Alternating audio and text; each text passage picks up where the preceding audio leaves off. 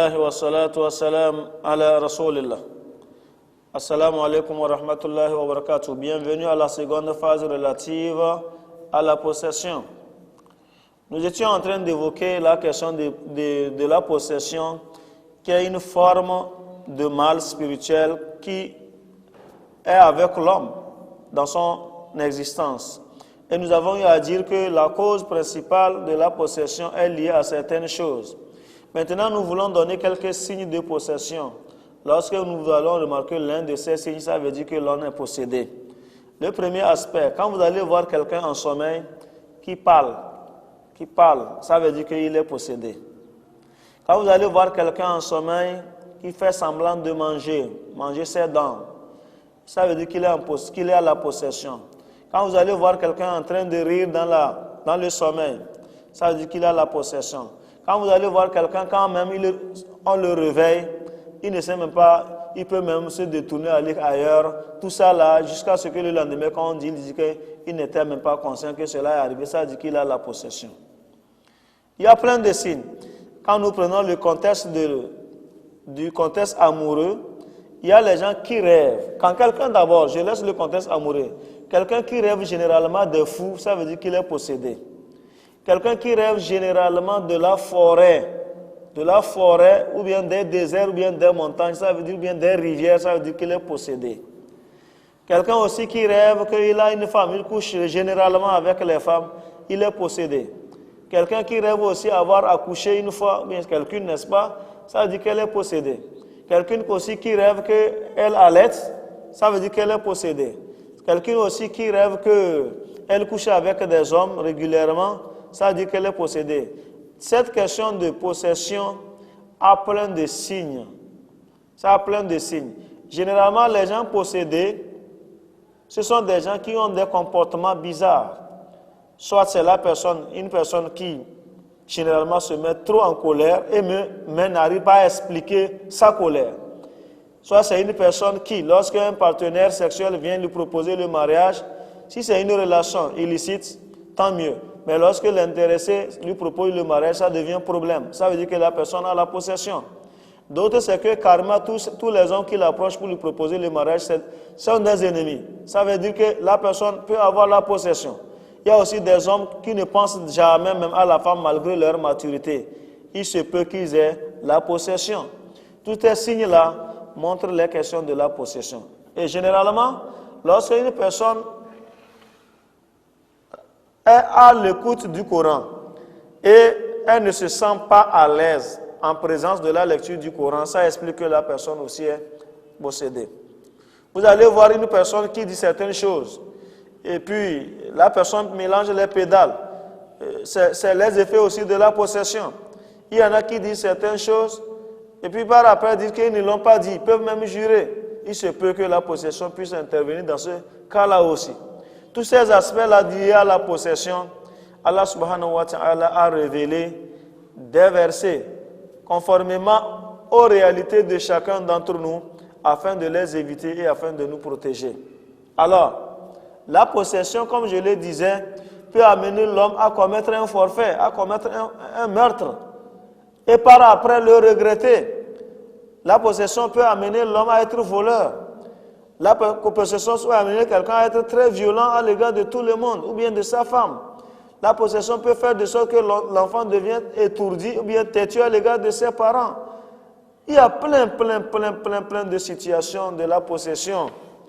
Plein de problèmes de la possession. Alors, lorsque l'on se trouve irresponsable de certains actes que lui-même pose et même lui-même ne les comprend pas, ça veut dire qu'il a un signe de possession. Mais pour mieux s'orienter et se rassurer de la question de la possession, il faut s'approcher des spécialistes. Il faut s'approcher des spécialistes, ceux qui sont dans le domaine de la ruqya. Lorsque quelqu'un est dans le domaine de la ruqya, il y a encore d'autres signes qui permettent d'élucider l'aspect de la possession. Je vais prendre un exemple. Vous allez voir quelqu'un lorsqu'on lui fait la lecture de la ruqya, ses membres tremblent. Ou bien lui-même dans son corps, il tremble. Il sent le tremblement. Que ce soit les membres ou bien tout le corps, il sent le tremblement. D'autres, lorsqu'on lui fait la lecture, ils sentent les maux de tête. De tous ces signes-là font partie les signes de la possession. Et lorsque vous êtes possédé, ça veut dire que vous ne pouvez pas vous maîtriser vous-même par rapport à votre émotion, par rapport à votre raisonnement. Il vous arrive donc souvent de prendre des décisions irresponsables. Il vous arrive même d'avoir peur de ce dont il ne peut pas avoir peur. Il vous arrive de vous faire beaucoup d'illusions autour de vous. Il vous arrive de manquer de confiance à ceux qui vous entourent. Il vous arrive même d'être méfiant à l'égard de ceux-là qui vous aiment et plein d'autres choses. Surtout lorsque la possession est provoquée, c'est pire. Lorsque la possession est provoquée, c'est pire. C'est pire parce que l'objectif de celui-là qui vous rend possédé est de vous nuire. Et à travers sa nuisance, il va vous amener à commettre des actes répréhensibles, des actes irresponsables, qui par après pourront vous faire regretter. Ceux-là qui ont suivi dans certains pays, certains feuilletons, tels que les feuilletons indiens qu'on appelle Shri, nous allons voir qu'il y a un esprit que l'on appelle Kangana qui habite les gens. L'esprit peut quitter celui-là et posséder un autre. C'est comme ça. C'est l'aspect là d'une façon concrète. La possession, c'est ça. Et puis, comment est-ce que le djinn peut posséder l'homme? Il faut comprendre que le djinn peut prendre toutes les formes de la nature possible. Il peut devenir de l'air, il va rentrer par tes narines pour te posséder. Il peut devenir même un grain de maïs ou bien un grain de riz dans ton riz, tu vas avaler avec. Il peut devenir un serpent pour entrer dans la maison et disparaître, te posséder. Il peut être comme de l'air et rentrer à travers tes cheveux. Il peut être aussi quelqu'un qui peut rentrer dans ton corps à travers tes membres inférieurs comme supérieurs.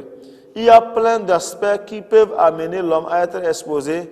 Et c'est pourquoi le prophète alayhi salatu wassalam nous a enseigné les azkars, les invocations et les rappels Dieu des matins et des soirs afin de pouvoir nous protéger de tous ces maux-là.